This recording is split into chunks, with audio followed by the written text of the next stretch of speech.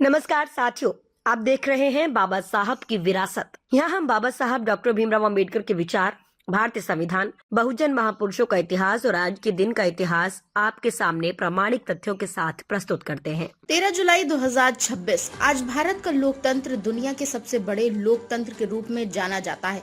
लेकिन एक सवाल आज भी उतना ही महत्वपूर्ण है जितना 76 वर्ष पहले था। क्या केवल संविधान बना देने से लोकतंत्र सुरक्षित हो जाता है या फिर उसे बचाने की जिम्मेदारी नागरिकों और जनप्रतिनिधियों की भी होती है? इस सवाल पर उत्तर संविधान निर्माता भारत रत्न डॉक्टर भीमराव अंबेडकर ने 25 नवंबर 1949 को संविधान सभा में अपने अंतिम भाषण के दौरान दिया था। संविधान लागू होने से ठीक एक दिन पहले उन्होंने देश को 3 ऐसी चेतावनियां दी जिसे यदि गंभीरता से समझा जाए तो भारतीय लोकतंत्र की कई समस्याओं का समाधान उनमें दिखाई देता है।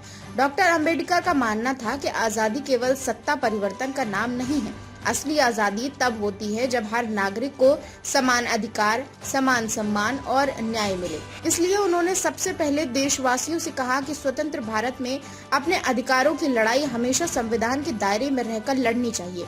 उन्होंने स्पष्ट शब्दों में कहा कि जब संविधान न्याय पाने के लिए कानूनी रास्ते उपलब्ध कराता है तो सविनय, अवज्ञा, असहयोग या ऐसे अन्य असंवैधानिक तरीकों का सहारा लेना लोकतंत्र को कमजोर करता है। उन्होंने इन्हें ग्रामर ऑफ एनार्की यानी अराजकता का व्याकरण कहा। उनका संदेश था कि लोकतंत्र की सबसे बड़ी ताकत कानून का शासन है, न कि भीड़ का दबाव। इसके बाद डॉक्टर अंबेडकर ने एक ऐसी चेतावनी दी जो आज भी राजनीति में उतनी ही प्रासंगिक है। उन्होंने कहा कि किसी भी नेता का सम्मान कीजिए, लेकिन किसी भी व्यक्ति को संविधान से ऊपर मत रखिए।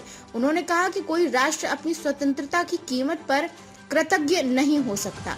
इसका अर्थ ये था कि लोकतंत्र में नागरिकों की सर्वोच्च निष्ठा संविधान के प्रति होनी चाहिए, किसी व्यक्ति विशेष के प्रति नहीं। उन्होंने आगे राजनीति में व्यक्ति पूजा के खतरों के बारे में भी आगाह किया। उनका कहना था कि धर्म में भक्ति, आत्मशक्ति, शांति का मार्ग हो सकती है, लेकिन राजनीति में वही भक्ति लोकतंत्र को कमजोर कर सकती है। यदि किसी नेता को सवालों से ऊपर मान लिया जाए तो धीरे धीरे संस्थाएं कमजोर होने लगती हैं और लोकतंत्र तानाशाही की ओर बढ़ सकता है। इसलिए उन्होंने चेताया कि लोकतंत्र व्यक्तियों से नहीं बल्कि मजबूत संस्थाओं और संविधान से चलता है।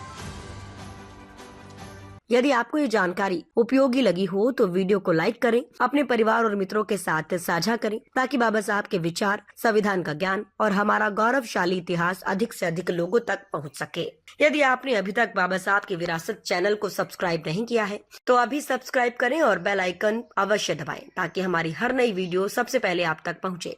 याद रखिए, शिक्षा ही सबसे बड़ा हथियार है, संविधान हमारी सबसे बड़ी ताकत है और सामाजिक न्याय हमारी सबसे बड़ी जिम्मेदारी है। इस संदेश के साथ नमस्कार। जय भीम, जय संविधान, जय भारत।